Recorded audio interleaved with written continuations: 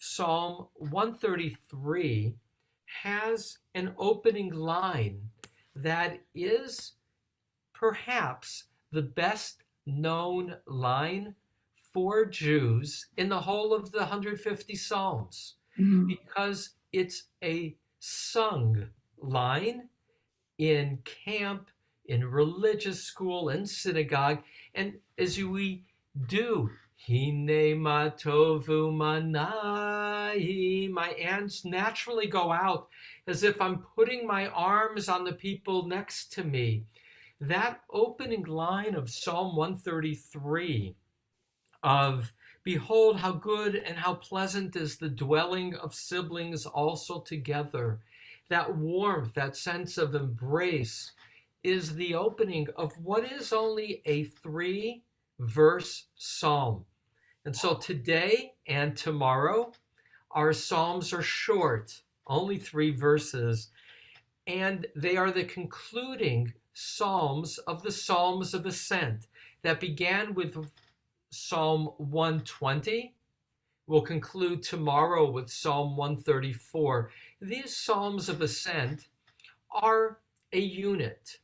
We don't know regarding any one of those Psalms when it was composed, what was the prompt, but what they share in common is a title, Shir HaMa'alot, Songs of Ascents.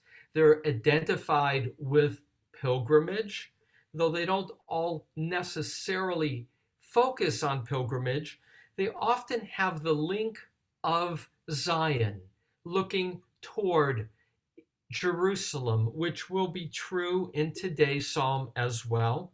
There's also a stylistic similarity, and that there's a repetition of words that creates, if you will, steps. You'll see in the psalm in a moment that the word tov, good, links verses 1 and 2, and the word yored, coming down, and the word ki, which here means like, is also in verses 2 and 3. So the composition is that of repeated words to create motion. One last dimension of these psalms is there's often a new word, a made-up word, or a very rare word, which we will see here at the center of the psalm as well. With that, let us look at Psalm 133, titled, because of that famous line, Pleasant is dwelling of siblings also together. Like all of our readings of Psalms, we're always aware that there is the pshat, the literal reading, and then the commentary, the homiletical, the midrash, the finding and reading into the psalm some meaning as well. In this case of this short translation, two things that I want to highlight that were part of the challenge. One is honing as closely as I could to the Hebrew itself. So in most translations, there are added thes, for instance. And also I was made aware even more in this translation how punctuation, which is not part of the Hebrew, is also a commentary, is something, where do you do the commas? Is it a period or a colon? Is also, how do you see the flow of the words? With that, Psalm 133. A song of ascents of David. Behold, how good and how pleasant is dwelling of siblings, also together. Like the good oil upon the head descending upon the beard, Aaron's beard that descends upon mouth of his tunic, like dew of Hermon that descends on the mountains of Zion. For there commands Adonai the blessing, life until forever. That's it. a very short psalm, and yet there is so much to say about these words. And so we're not clear as to what prompted the writing of this psalm. Was it celebration, exhortation, or a description of a future ideal?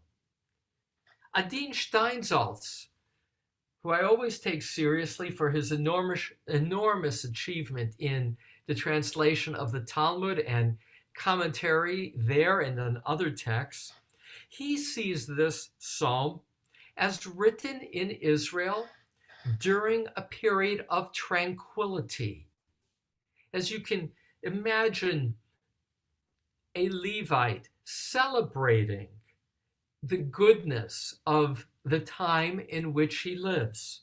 In contrast, Martin Cohen, who has a book, Translations of Psalms, sees the psalm very differently. He sees it as an exhortation of an unhappy Levite, a Levite who is saying to his co-workers, why can't we just get along? That's possible. And the traditional commentary, like the Mitsuda, that little book that I like so much, their introduction says that this psalm is written about the future, a messianic era, a hope, a promise. So once again, we don't know what prompted this psalm, who wrote it. We do have this identification with David, but again, we don't know if it was written during his time or later. And now that famous line, Hine, behold, ma tov, how good, uma naim, and how pleasant, shevet, dwelling, achim, of siblings, and in the shevet, the tuf is of, the dwelling of siblings, gam yachad, also together. So now moving from pshat, the literal reading, to some commentary. And a starting point for commentary is that there are no superfluous words.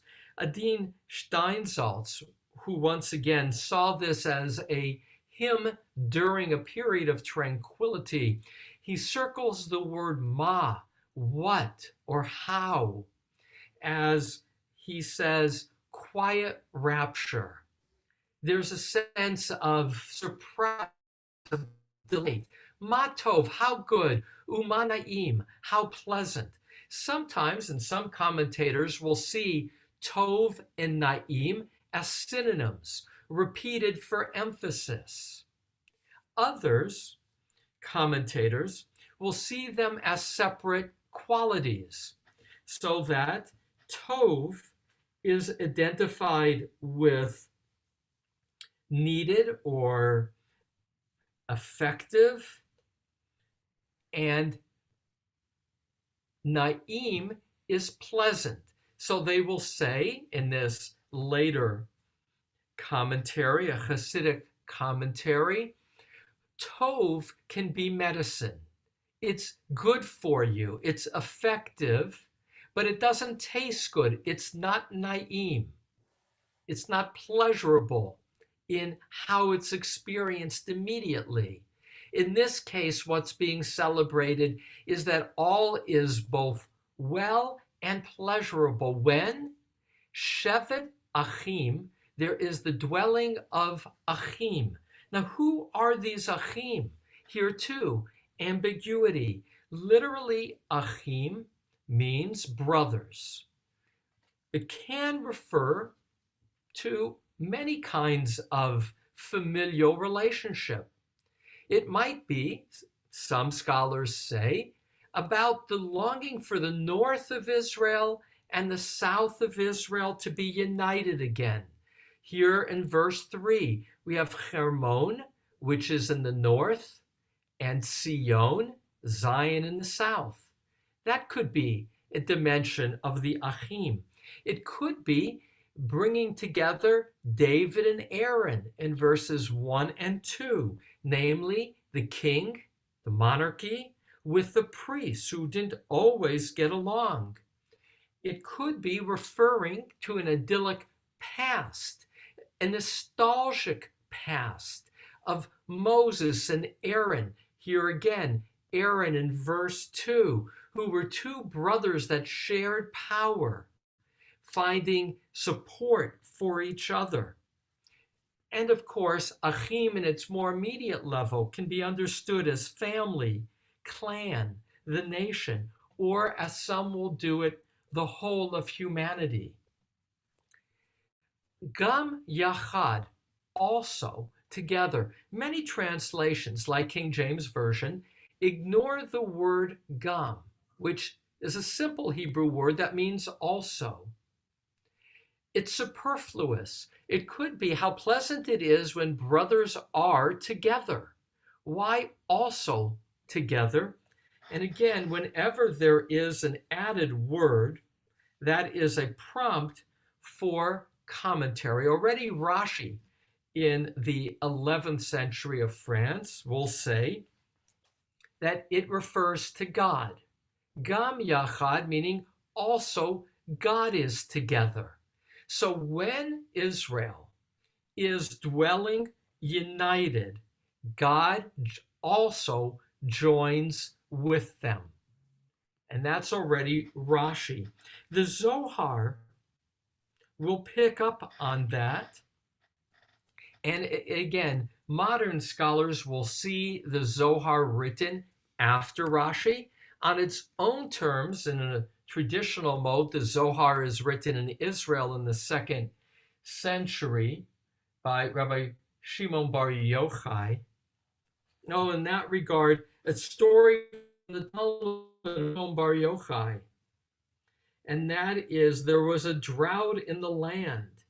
And the people came to him and they say, Rabbi Shimon, who was known for his miracle powers, do something for us.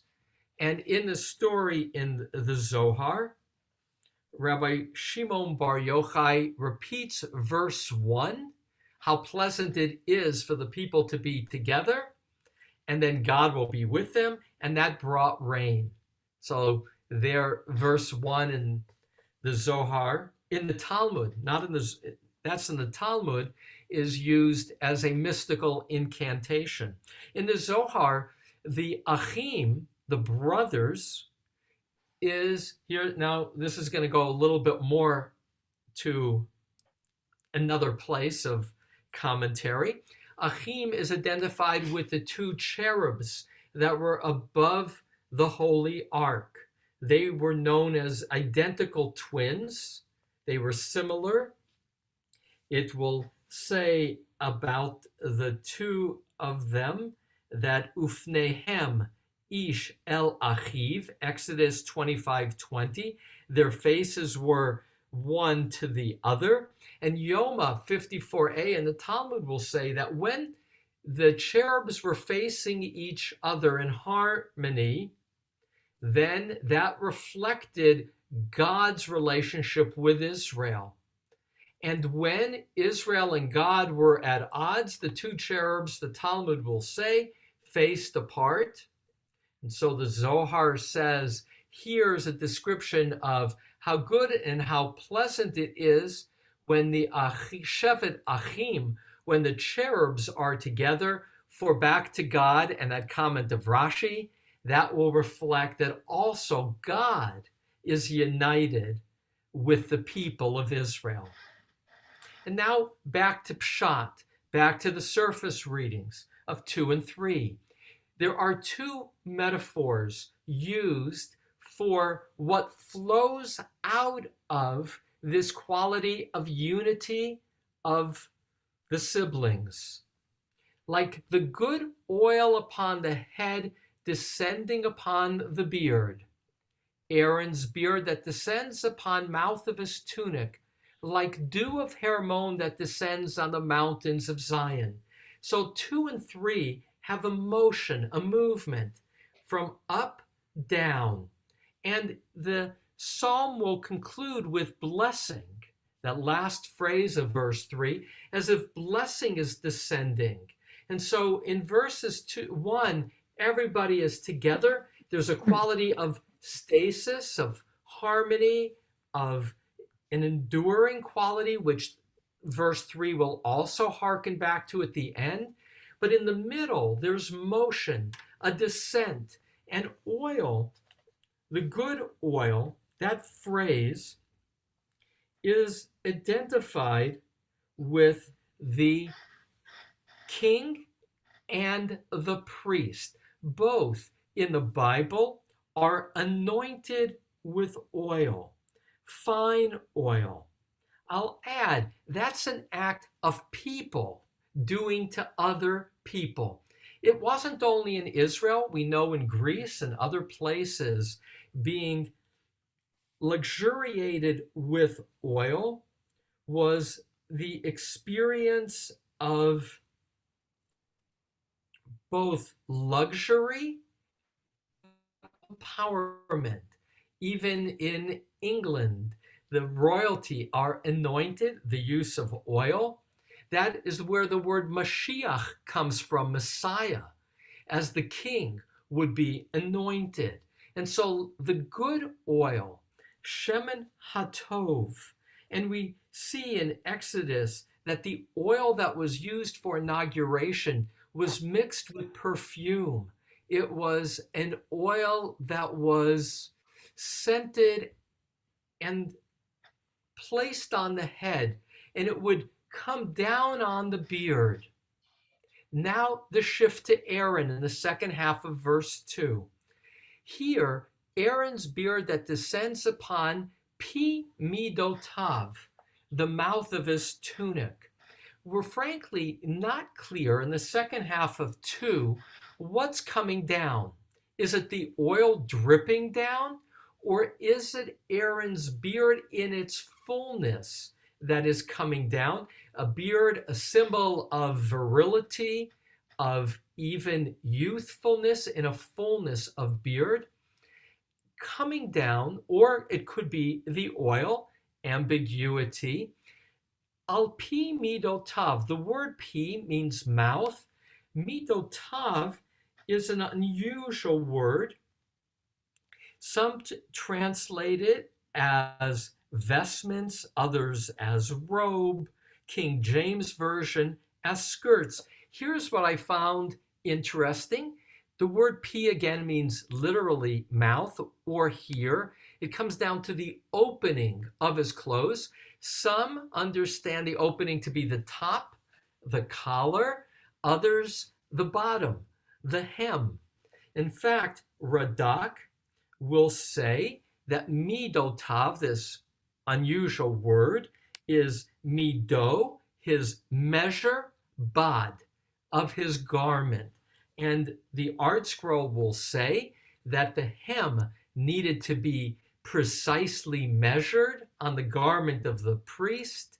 Hence, they translate midotav as hem, versus most of which also are King James has skirts. Most contemporary, like the like Benjamin Siegel, will do it as collar. But back to the image. The image is descending. And what is it just beneath the opening, at least on the top? That is where the priest had the Urim Vitumim, that breastplate that had the 12 stones representing the 12 tribes of Israel. And also the Ouija board, the Urim Vitumim, would be the way to discern God's will. And so the image of verse 2, close to the surface, but still a bit homiletical, is that as the oil descends or the beard descends, it links to verse 1, the image of the 12 on that Urim Vitumim together, and the image of God dwelling among them, also the Urim Vitumim. Like verse 3, like dew of Hermon that descends. Now, Mount Hermon is among the highest mountains in Israel. It's in the north. It's where today there is skiing in the winter. The one mountain with a chairlift in Israel is Mount Hermon. Medieval commentators like Radak will point to its height, being among the tallest mountains in Israel, and say that Hermon represents a closeness to God. The image of dew on Mount Hermon can be used homiletically in a variety of ways. Dew, as in Micah, the prophet, will be used as an image of God making the people of the land like dew, Micah 5:6, in which the remnant of Jacob shall be in the midst of many peoples, like dew from the Lord, ... mortals will place their hope only in God. And so here, back to this being futuristic, the dew of Hermon can also be understood as Israel, that descends on the Mount of Zion. Zion is dry. Literally, the word Sion has as its origin dryness. And so there's a contrast between the Hermon and the mountains of Zion, dry and moist. Literally, the mountains of Hermon do not feed into Jerusalem. And so there the image could be simply poetic. It's not literal. But the dew of Hermon, another play on the image, is that just like the moisture of Hermon creates greenery all around it, so Zion, in its closeness to God, will create a spirit around it. And then for there, Kisham, there's probably Zion, Jerusalem. And that links back to the opening of this being a Shir HaMa'alot. We can imagine these words being chanted with the pilgrims gathered on the Temple Mount. For there, and here I, at the last moment, changed my translation to tziva as commands rather than commanded. And others will translate tziva, which usually means commanded, to conferred or ordained. For there, coming down, back to the image we saw in 2 and 3, it's as if coming down from either Mount Zion or even more, coming down from heaven, commands Adonai habracha, the blessing. And if you take the image of the pilgrims in the courtyard, every day there, the priests, the descendants of Aaron, will bless the people with the threefold blessing of Numbers chapter 6, verses 25 to 27. And those blessings, as you know, those threefold 15 words deal with calling for God to bless the people, being done through the priests, and blessing them here as life, ad ha'olam, until forever. And again, I choose to translate it more literally, which includes the word ad, which means until. Usually that will drop in an English translation, so that may be blessed for life everlasting. And that phrase, ad olam, also has a variety of understandings. It can be, may it be enduring, life and stability, back to the opening of how good it is and pleasant when siblings also dwell together. May that be enduring. And for others to circle back in a traditional mode, that can refer to the world to come. So may Adonai's blessing enable the Israel who dwell here on earth together, perpetuate that unity even into time eternal. At the center of this psalm is the word Aaron. Aaron is the first priest, Moses' brother. I mentioned earlier that Moses and Aaron, for the rabbis, have a model relationship of siblings, each with important roles of leadership without apparent jealousy. There's another quality of Aaron. It says, the rabbis say of Aaron, Ohev Shalom, V'rodev Shalom. Aaron loved peace and pursued peace. There will be midrashim, rabbinic stories of how Aaron was the peacemaker when there were disputes. In part, it's that loaded story of the golden calf where Aaron seems to be cooperating with the people as if to placate and stall. But later, rather than that being seen as a negative, the rabbis, and this may be early on in terms of how the Levites nostalgically looked to Aaron, and that is a symbol as peacemaker. And that image of Aaron as peacemaker is at the center of this psalm.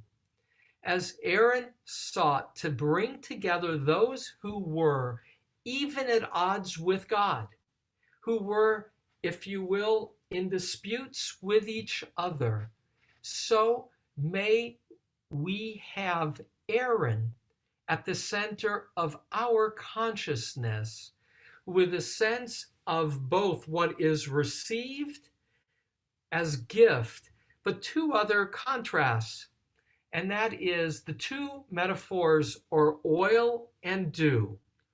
Oil is a product of partnership of people with God, as is farming. In contrast, dew is beyond our control.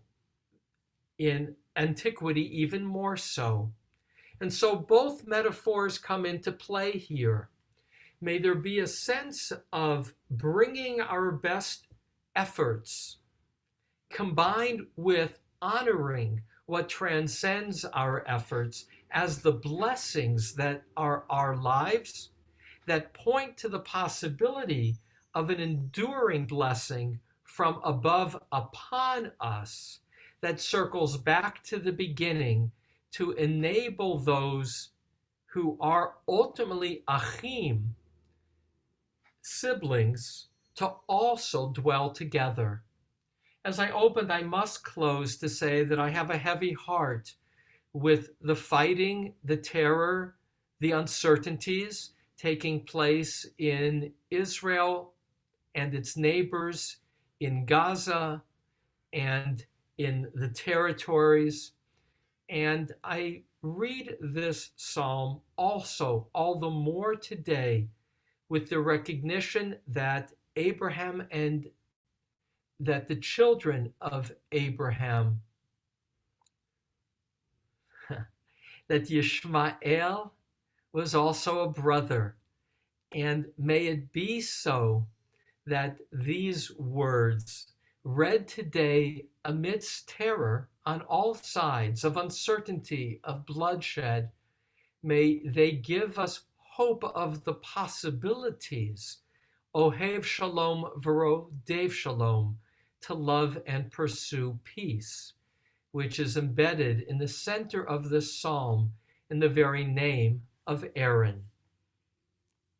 And so I stop the share to allow for some sharing. I want to leave space, of course, for Robert, Professor Allenson, and his wife, Irina, to share. But before we get to our honorees, is there a comment or two about Psalm 133? Chuck?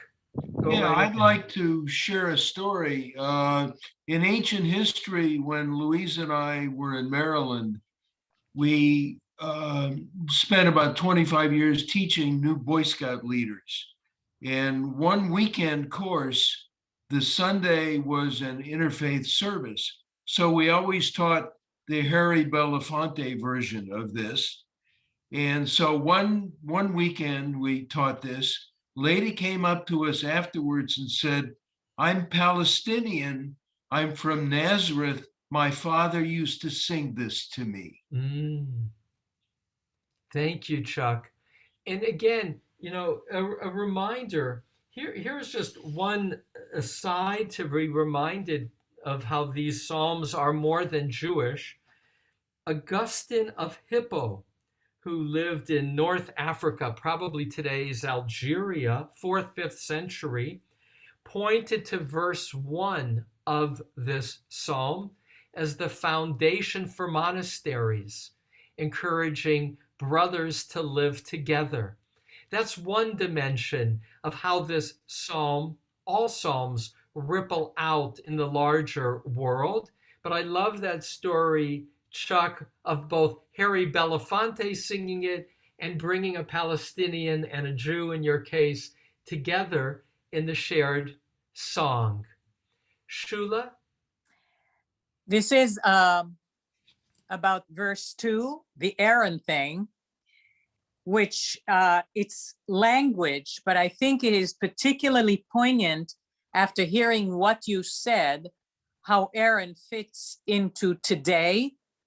And that is the last few words, al pi midotav. In Hebrew, the phrase al pi can also mean according to. And the word midot can also mean virtues. Mm-hmm. And therefore, if we can look at this to say, the good oil on Aaron's head flowing down his beard, in fact, covering his whole body, just according to his incredible and wonderful virtues as the peacemaker, as the first priest, as this person whom you said had all these deep values. I think taking that translation gives it extra meaning too. So I want to circle back to Shula's insight that in regard to, let me show everybody the phrase.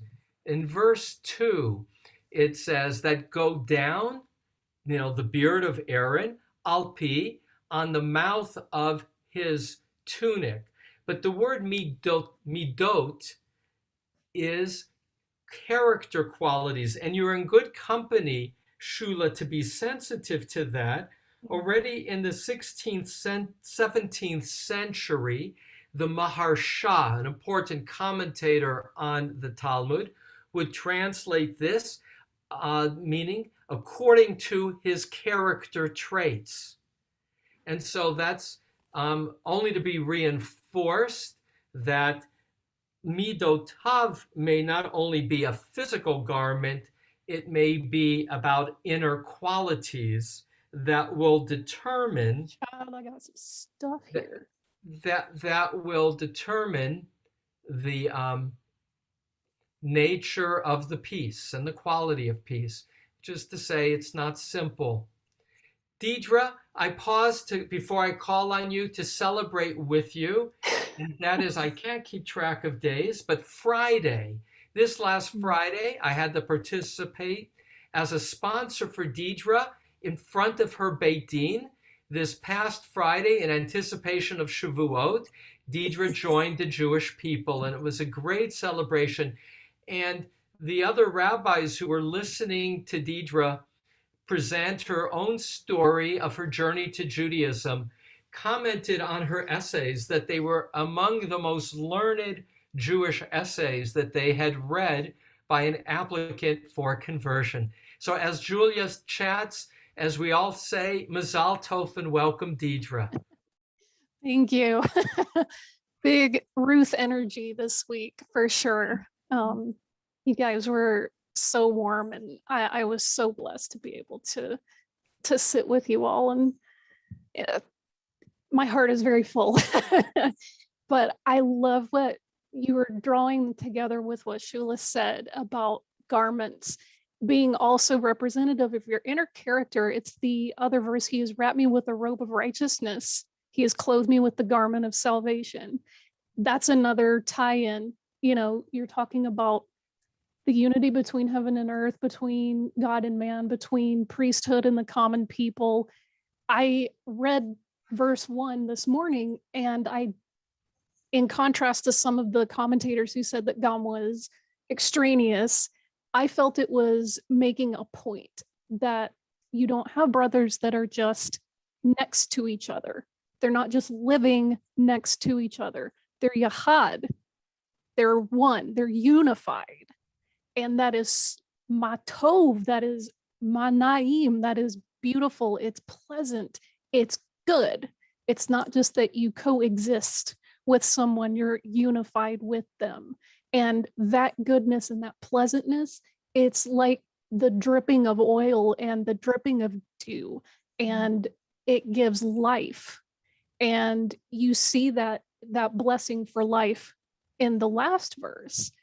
And that phrase, brothers dwelling together, that's almost exactly word for word from Deuteronomy, where it talks about the brothers and one of them passes and doesn't have a son.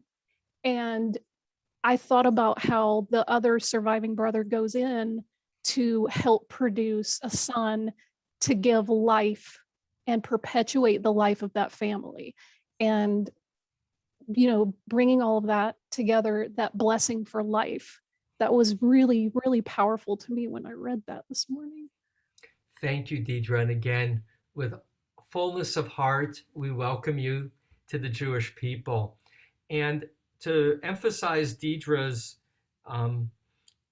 intertwining of the physical and the inner as a prayer, that, as you were speaking, Deidre, pointed to Psalms, looking to the future in another way, and that is as prayer. This can be read as a prayer. How wonderful it would only be if brothers and sisters could dwell together. And as you emphasized, Deidre, not just physically as neighbors, but truly living with a quality of feeling each other as a blessing in one's life. And in a time as we are in this very moment of terror, of fear, of war, we can read today's words as longing. And in that regard, I'm going to now turn over to Professor Allenson, to Robert, and to Irina. But before I do, just a closing thought. Tomorrow when I do Psalm 134, which is the last of the Psalms of Ascent, the focus will be on let us bless God. And here we end today with, for their commands, Adonai, the blessing. And a reminder that the word blessing, and tomorrow I'll focus in what does it mean to bless God. But the word blessing has as its cognate, its root, the words for knees, meaning humility, and for pool of water, which is the abundance of life. And that when we pray, we are constantly using the word bracha. Sometimes we use it as praise, but often it's blessed.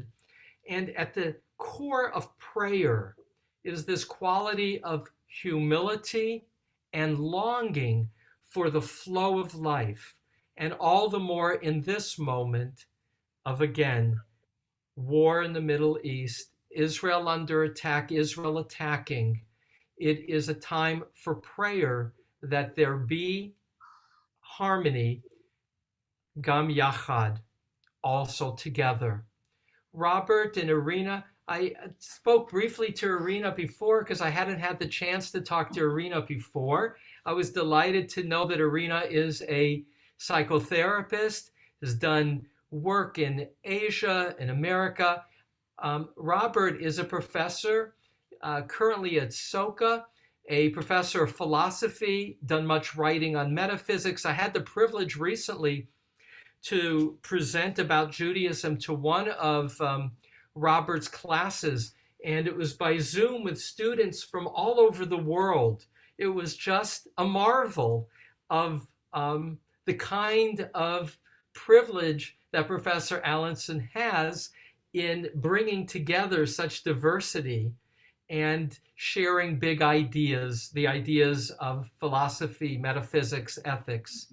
And so with that, our honorees, Robert and Irina, have been regulars on Psalms, often behind a screensaver. It's nice to see the two of you. Closing words from each of you, if you'd like. Can you unmute? Okay, let's see, I'm unmuted. Unmute. I'm not Yeah, unmuted. you're fine, Robert. I can hear you. Oh, good.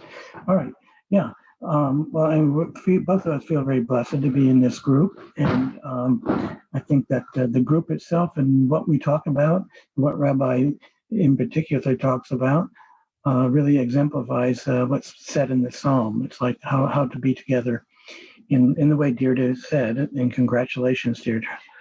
A very beautiful account you gave.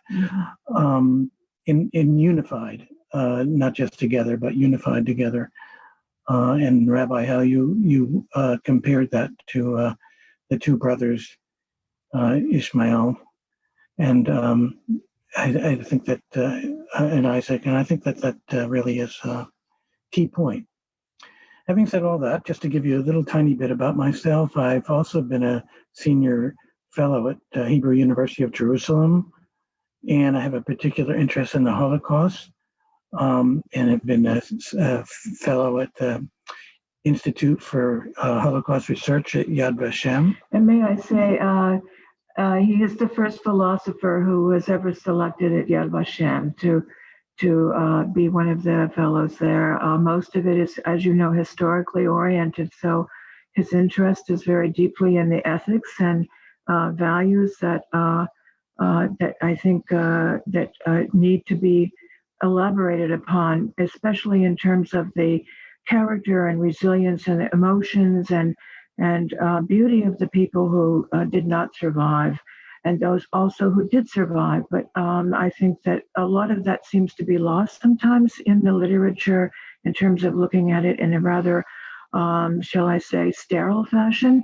And I think bringing about some of those, particularly that I want to say again that deep, speaking now as a psychoanalyst, is the deep, actually Jewish values that I think we need to be able to share those more in the world. We also feel very tragically sad about what's happening in Israel right now and in Palestine, but in the Gaza. But I think that so many people we encounter don't really have a sufficient understanding of the Israel, the history of Israel, nor do they have an understanding of really Jewish ethics, Jewish values, many things. And so I just somehow feel that we need, all of us need to be able to, in our world, whatever our world may be, we need to be able to teach, to share more, to communicate more, and to actually achieve something that this particular psalm meant a significant amount to me, because even as a young child, I thought, how come there is so much conflict and division? And I began very early to feel this sense of social justice. I have to go out and create more justice in the world. At the same time, behind that justice was a sense of peace. Like, we can all be together. We can all create things together if we have a basic feeling of respect, and a basic feeling of regard, and a feeling that, as Deidre was saying earlier, this sense of union and unity, that we all are one. And I think that that's really all I'd really like to share, and also to thank you so much for extraordinary Psalms class. We just have feel very, very blessed to be here. So thank you. I must add that she left out that she's okay.